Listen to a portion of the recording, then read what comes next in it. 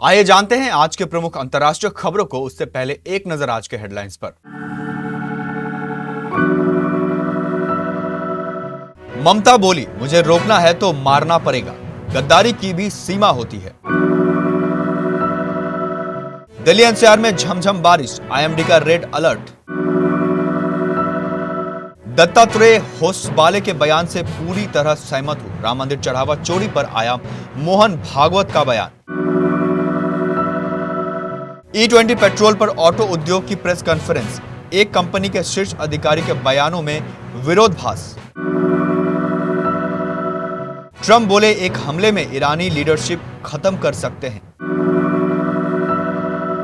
Khamenei के जनाजे में दूसरे दिन भी जनसैलाब, तेहरान में गूंजा डेट टू अमेरिका का नारा। पाकिस्तान तुर्की की दोस्ती, व्यापार के साथ रक्षा संबंध बढ़ाने पर फोकस। तीसरी शादी के बाद पहली बार दिखे आमिर खान, पत्नी गौरी नहीं आई साथ। कौन थे जसवंत सिंह खालरा, जिसने खेला हजारों मौतों का राज। वैभव सूर्यवंशी के 14 रन बनाम सचिन के 15 रन, लेकिन इन सबके बीच चर्चे में रवि बिश्नोई।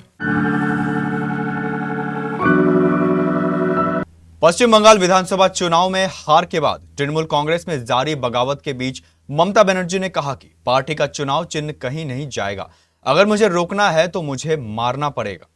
ममता ने बागी नेताओं को चुनौती देते हुए कहा कि अगर हिम्मत है तो खुलकर बीजेपी में शामिल हो जाओ। तुम्हें क्या लगता है कि मैं खत्म हो गई हूं? मैं जनता के बीच पार्टी का चुनाव चिन्ह लेकर जाऊंगी, मेरी आवाज कोई नहीं दबा सकता। उन्होंने आरोप लगाया कि बागी नेता अब खुलकर बीजेपी के लिए काम कर रहे हैं। ममता ने कहा, गद्दारी की भी एक सीमा होती है। ममता का यह बयान ऐसे समय आया जब पार्टी के 20 सांसद और 58 विधायक अलग गुट बना चुके हैं। शनिवार को टीएमसी की पश्चिम बंगाल अध्यक्ष चंद्रिमा भट्टाचार्य ने भी अपने पद से इस्तीफा दे दिया। बाद में वो बागी गुट के नेता और विधानसभा में विपक्षी के नेता ऋतुपत्र बनर्जी के साथ नजर आई। देश की राजधानी दिल्ली और उसके आसपास के इलाकों में मौसम ने करवट बदल ली है। मौसम विभाग ने दिल्ली एनसीआर में भारी बारिश को लेकर रेड अलर्ट जारी किया है। तेज हवाओं और मूसलाधार बारिश का असर फ्लाइट्स पर भी पड़ा है। दिल्ली के कई हिस्सों में रविवार को मध्यम स्तर की बारिश हुई। इस बारिश से दिल्ली वासियों को पिछले कुछ दिनों से जारी उमस भरी गर्मी से बड़ी राहत मिली है। रविवार दोपहर 2:30 बजे तक दिल्ली के छतरपुर इलाके में सबसे ज्यादा बारिश रिकॉर्ड की गई। मौसम विभाग ने अनुमान जताया कि दिन भर आमतौर पर बादल छाए रहेंगे और मध्यम स्तर की बारिश का सिलसिला जारी रह सकता है। ऐसे में मौसम विभाग ने दिल्ली में रेड अलर्ट जारी कर दिया है। आरएसएस प्रमुख मोहन भागवत ने रविवार को कहा कि वह राम मंदिर चंदे के मामले पर संघ के महासचिव दत्तात्रेय होसबाले की बात से सहमत है। नागपुर में पत्रकारों से बातचीत करते हुए भागवत ने कहा, होसबाले जी का बयान देखिए, मेरी भी वही प्रतिक्रिया है। आरएसएस प्रमुख ने यह प्रतिक्रिया एक कार्यक्रम के दौरान दी जब उनसे राम मंदिर चंदे के हेराफेरी के विवाद पर उनकी राय पूछी गई। शुक्रवार को एक बयान में होसबाले ने कहा कि अयोध्या में राम मंदिर में कथित दान चोरी ने पूरे समाज की भावनाओं और आस्था को गहरा ठेस पहुंचाई है और यह पक्का करने की मांग की कि जांच के बाद जो भी दोषी पाया जाए उसे कड़ी सजा मिले। बीते कुछ दिनों से पेट्रोल में इथेनॉल मिलाए जाने को लेकर सोशल मीडिया पर ऐसे वीडियो काफी वायरल हो रहे हैं जिनमें वाहन मालिक दावा कर रहे हैं कि इससे इंजन खराब हो रहा है और माइलेज पर काफी असर पड़ रहा है। हालांकि भारत सरकार के तहत आने वाले पेट्रोलियम मंत्रालय ने इन दावों को मिथ करार दिया है। शनिवार को इथेनॉल को लेकर ऑटो उद्योग से जुड़े एक्सपर्ट्स ने एक प्रेस कॉन्फ्रेंस की जिसमें इथेनॉल ब्लेंडिंग को लेकर स्थिति स्पष्ट करने की कोशिश की। इस बीच सड़क परिवहन एवं राजमार्ग मंत्री नितिन गडकरी ने कहा कि डीजल में भी ब्लेंडिंग करने की तैयारी है। अमेरिकी राष्ट्रपति डोनाल्ड ट्रंप ने दावा किया कि खामेनेई के अंतिम संस्कार में ईरान का पूरा शीर्ष नेतृत्व मौजूद था और अमेरिका चाहे तो एक ही हमले में सभी को खत्म कर सकता था। एक्सियोस से बातचीत में ट्रंप ने कहा, हालांकि मैंने ऐसा नहीं किया क्योंकि फिर बातचीत के लिए कोई नहीं बचता। ट्रंप ने जनाजे में रो रहे लोगों पर भी तंज कसते हुए कहा कि शायद ये आंसू भी नकली हों। ट्रंप के बयान पर ईरान ने पलटवार किया। आर्मेनिया स्थित ईरानी दूतावास ने सोशल मीडिया पर लिखा, लोगों को मारा जा सकता है लेकिन विचारों को नहीं। आपके पास ना सभ्यता है, ना इतिहास और ना ही सम्मान। दूसरी तरफ तेहरान के इमाम खुमैनी ग्रैंड मोसल्ला में खामेनेई के अंतिम दर्शन के लिए तीसरे दिन लाखों लोगों की भीड़ उमड़ी है। इस दौरान डेट टू अमेरिका और डेट टू इजराइल के नारे लगे। ईरान के पूर्व सर्वोच्च नेता आयतुल्ला अली खामेनेई के जनाजे के दूसरे दिन भी तेहरान की सड़कों पर लोगों का सैलाब उमड़ रहा।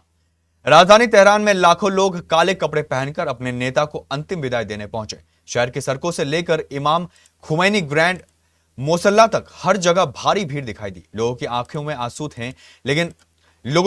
आंसू थे, लेकिन अमेरिका और इजराइल के खिलाफ गुस्सा भी साफ नजर आ रहा था। स्थानीय मीडिया के मुताबिक अब तक करीब 80 लाख लोग जनाजे में शामिल हो चुके हैं। ईरान के अलग अलग शहरों के अलावा विदेशों में रहने वाले ईरानी भी तेहरान पहुंचे हैं। हर कोई अपने नेता को आखिरी सलाम करना चाहता है और देश के प्रति एकजुटता दिखा रहा है। पाकिस्तान के प्रधानमंत्री शहबाज शरीफ ने तुर्की के प्रति अपने देश के अटूट समर्थन को एक बार फिर दोहराया है। उन्होंने साफ कहा कि अंकारा की सफलता और इस्लामाबाद की प्रगति एक दूसरे से पूरी तरह जुड़े हुए हैं। शनिवार को इस्तांबुल में एक संयुक्त प्रेस कॉन्फ्रेंस को संबोधित करते हुए शरीफ ने तुर्की के राष्ट्रपति रजब तैयब एर्दोगन को द्वीपक्षीय साझेदारी को और मजबूत करने का भरोसा दिलाया। वही राष्ट्रपति एर्दोगन ने दोनों देशों के बीच रक्षा सहयोग को आर्थिक संबंधों की आधारशिला बताया। शहबाज शरीफ ने कहा, तुर्की की सफलता ही पाकिस्तान की सफलता है और पाकिस्तान की तरक्की ही तुर्की की तरक्की है। बॉलीवुड सुपरस्टार आमिर खान ने अपनी गर्लफ्रेंड गौरी स्प्रेट संग 5 जुलाई को शादी रचा ली है। उनकी वेडिंग सेरेमनी उन्हीं के पाली हिल स्थित घर में हुई। ये मौके पर आमिर ने अपने करीबी दोस्तों और रिश्तेदारों को इनवाइट किया था। कई सारे लोगों ने आमिर और गौरी को उनकी नई जिंदगी की शुरुआत के लिए आशीर्वाद दिया। आमिर और गौरी की शादी में उनका पूरा परिवार शामिल था। सेरेमनी की कई तस्वीरें सोशल मीडिया पर छाई रहीं। आमिर और गौरी पति पत्नी बनने के बाद काफी खुश दिखे। उनकी फैमिली भी इमोशनल होती नजर आई। आमिर के बेटे आजाद और गौरी के बेटे क्वीन इस शादी में गवाह बने। शादी पूरी हो जाने के बाद गौरी स्प्रेट बेहद खुश दिखी। उनकी एक्साइटमेंट वाली तस्वीर भी इंस्टाग्राम पर सामने आई है। मुझे बचाओ, प्लीज थोड़ा पानी दे दो। यह किसी आम इंसान के आखिरी शब्द नहीं थे, बल्कि उस शख्स की दर्दनाक पुकार थी जिसने पंजाब में हजारों बेगुनाहों के लिए अपनी आवाज बुलंद की थी। कल्पना कीजिए, एक इंसान जिसे जमीन पर पटक कर बुरी तरह पीटा गया हो, जिसके पैरों को 180 डिग्री तक फैलाया गया हो और 7 पुलिस वाले जिसके पेट और सीने को लातों से रौंद रहे हो। पानी मांगने पर उसे पानी नहीं बल्कि 2 गोलियां मिलती है। यह कोई फिल्मी कहानी नहीं है, बल्कि पंजाब पुलिस के एक पूर्व स्पेशल अफसर कुलदीप सिंह द्वारा बताया गया वो खौफनाक सच है जिसे मानवाधिकार कार्यकर्ता जसवंत सिंह खालरा की बेरहमी से जान ले ली गई थी। इन्हीं जसवंत सिंह खालरा की जिंदगी और उसके खौफनाक अंत पर बनी दिलजीत दोसांझ की फिल्म सतलुज, जिसका पहला नाम पंजाब 95 था, बिना किसी बड़े शोर शराबे और प्रचार के OTT पर रिलीज हो गई है। हनी त्रेहान के डायरेक्शन में बनी इस फिल्म ने एक बार फिर इतिहास के उन गहरे जख्मों को कुरेद दिया है। आपके जहन में भी यह सवाल उठ रहा होगा कि पुलिस ही किसी को अगवा कर इतनी बेरहमी से कैसे मार सकती है। इस सवाल का जवाब जानने के लिए आपको पंजाब के उस काले इतिहास और जसवंत सिंह खालरा की कहानी को करीब से समझना होगा। भारत इंग्लैंड से दूसरा T20 मैच 4 विकेट से हार गया। 15 साल के वैभव सूर्यवंशी ने इस मैच के जरिए अपना अंतर्राष्ट्रीय क्रिकेट में डेब्यू किया। सबसे कम उम्र में डेब्यू करने के मामले में उन्होंने सचिन तेंदुलकर का रिकॉर्ड तोड़ा है। वैभव ने 15 साल 99 दिन की उम्र में भारत के लिए खेला, जबकि सचिन तेंदुलकर ने जब डेब्यू किया था तब वह 16 साल 205 दिन के थे। सचिन ने 15 नवंबर 1989 को पाकिस्तान के खिलाफ कराची में अपना अंतर्राष्ट्रीय मैच खेला था। उन्होंने अपनी पहली अंतर्राष्ट्रीय पारी में 15 रन बनाए थे। वही वैभव ने अपनी पहली अंतर्राष्ट्रीय पारी में 14 रन बनाए। इस ऐतिहासिक डेब्यू की वजह से मैच की शुरुआत से वैभव सूर्यवंशी खूब चर्चे में रहे, लेकिन जब मैच का नतीजा आया तो रवि बिश्नोई ने सुर्खियां बटोरी। सोशल मीडिया पर फैंस भारत की इस हार के पीछे रवि बिश्नोई को जिम्मेदार ठहरा रहे हैं। वही क्रिकेट के जानकार भी उनके प्रदर्शन पर सवाल खड़े कर रहे हैं।